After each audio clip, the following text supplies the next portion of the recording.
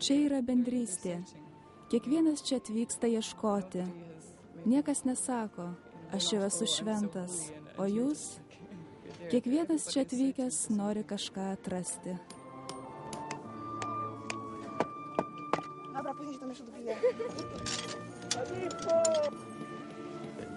Būti kartu, tai būti viena. Paprasčiausiai kalbant, susikalbėti.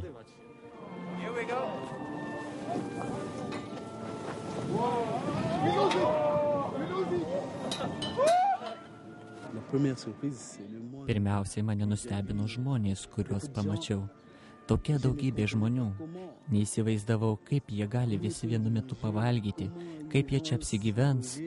Na, man kilo labai daug klausimų.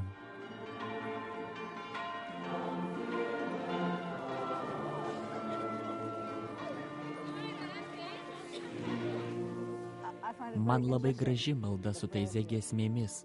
Tai visai nepanašu į pamaldas kitur. Man patinka čia melstis.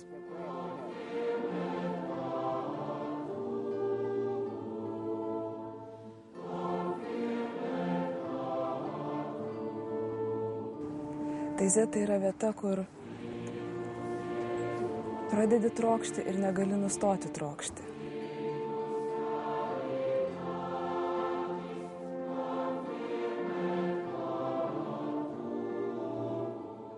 Kiekvienais metais, nuo kovo iki lapkričio, kalva Burgundijos pietuose tampa susitikimo vieta 10 000 jaunų žmonių iš viso pasaulio. Už keleto metrų nuo senų akmens sienų iškyla palapinių kaimelis, kurio gyventojai keičiasi kiekvieną savaitę.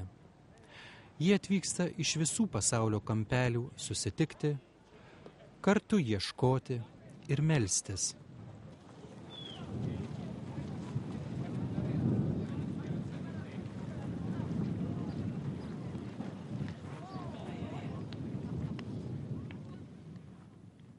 Kažkada čia beveik nieko nebuvo.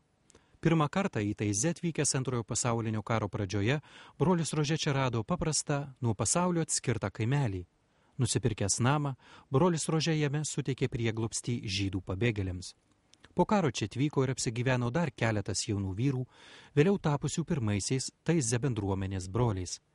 Jie įsipareigojo gyventi bendruomenėje, laikydamiesi celibato ir bendrai viskuo dalindamiesi.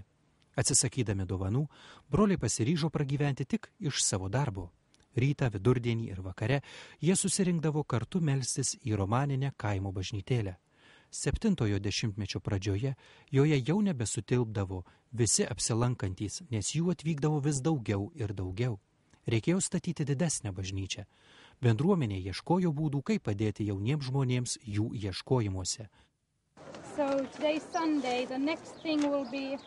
Ką daryti, kad tikėjimo šaltiniai taptų visiems prieinami?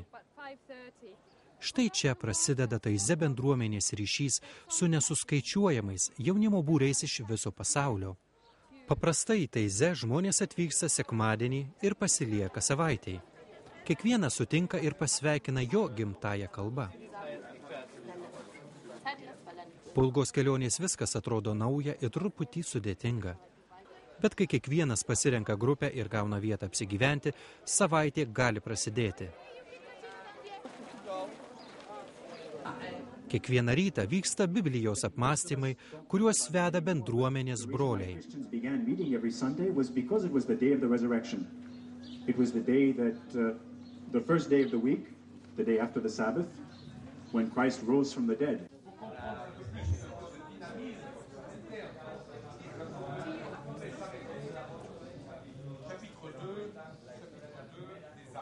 Apmąstymai vėliau tęsiami mažose grupelėse, kur jauni žmonės išmoksta išklausyti vieni kitus. Daug jaunų žmonių tikrai nori geriau susipažinti. Ir būtent čia reikia pamėginti pradėti nuo pradžių. Labas, koks tavo vardas, kiek tau metų, iš kur atvykai? O paskui daug atviriau kalbamasi viena pokalbių temų. Tai man labai patinka.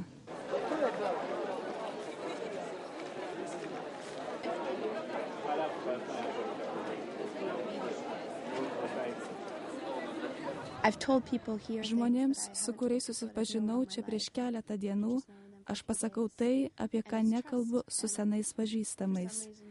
Tai pasitikėjimas ir kažkodėl čia labai lengva pasitikėti kitais.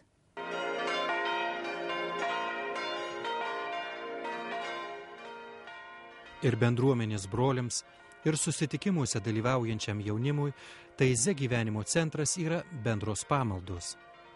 Daug jaunų žmonių nustemba supratę, kad jiems patinka melstis.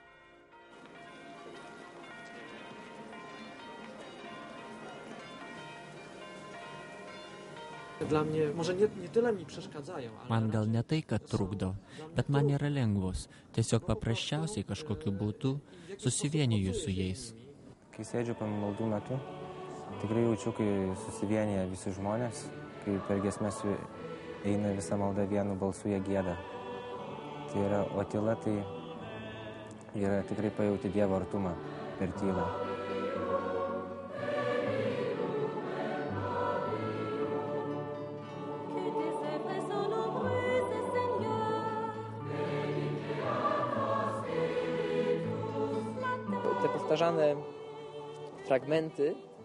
Giesmėse pasikartojantys muzikiniai bei muzikiniai žodiniai fragmentai kažkaip apvalo. Aš taip jaučiu. Apvalo mano protą nuo nereikalingų minčių.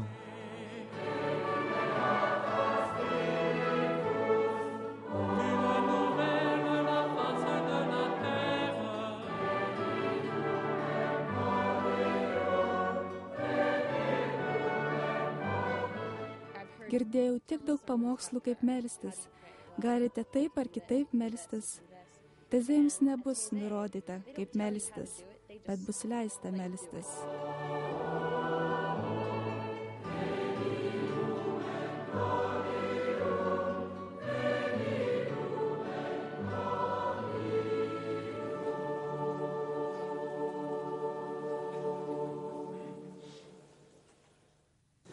Comment est-ce possible que Thésée, on vient dans ce désert humain?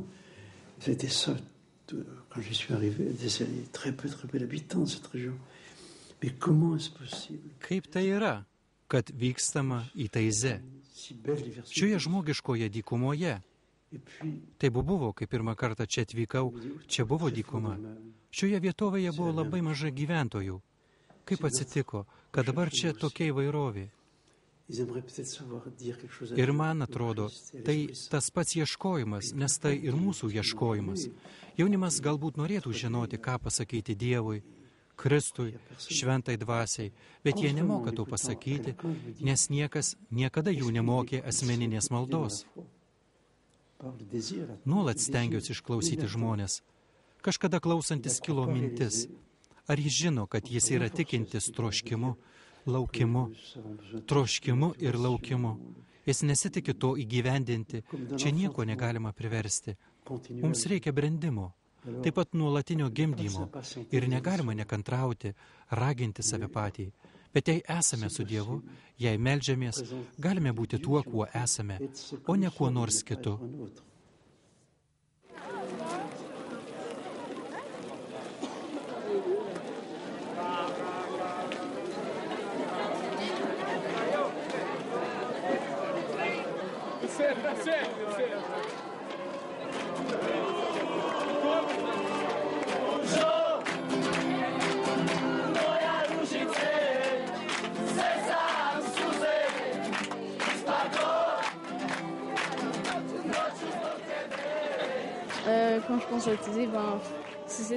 Kai galvoju apie Taizę, čia viskas yra kartu. Aš manau, yra malda, o taip pat ši aplinka, ši nesuvaržyta dalinimosi aplinka, kur susitinka daug jaunų žmonių.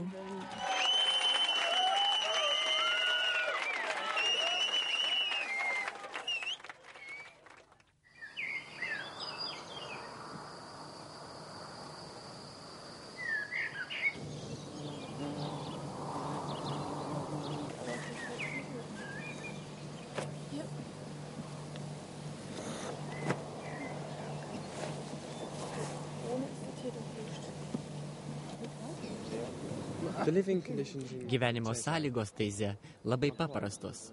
yra tik tai, kas reikalingiausia. Ir tikrai, iš pradžių tai mane sukrėtė. Praėjo šiek tiek laiko, kol pripratau. Ypač kai pirmą kartą ėjome valgyti. O aš gavau tik nedidelį dubenėlį ir šaukštą. Mane labai nustebino gyvenimo paprastumas, nes iš pradžių galvojau, kad atvykus iš Jungtinių valstijų, kur šiltas dušas ir minkšta lova yra įprasti kasdieniai patogumai, aš negalėsiu gyventi tokiamis paprastomis sąlygomis. Bet iš tikrųjų, čia nėra taip blogai, kaip iš pradžių atrodo. Prie visko priprantama. Ir visa aplinka, čia viskas tarpusavyje susiję. Man čia tikrai labai patinka. Taize nėra aptarnaujančių darbuotojų. Kiekvieną savaitę priimti 3 ar net 6 tūkstančių žmonių, kaip būna vasara, galima tik tuo met, kai visi kartu padeda atlikti įvairius darbus.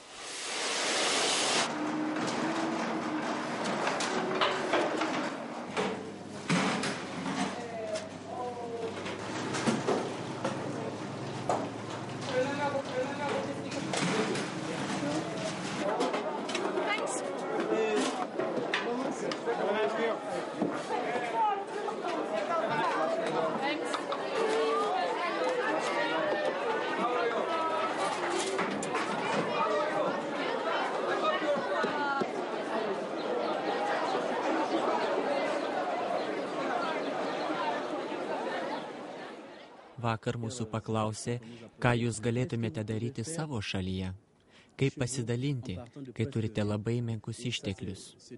Ši mintis labai įdomi – gyventi savo šalyje ir dalintis, kai turi labai mažai, nes mes dažnai sakome, ką gali daryti, kai nieko neturi. Vakar girdėjau vieno vaikino atvykusio iš Pietų Afrikos liudijimą. Jis daug padaro, nors beveik nieko neturi. Dabar man atrodo, kad tai įmanoma.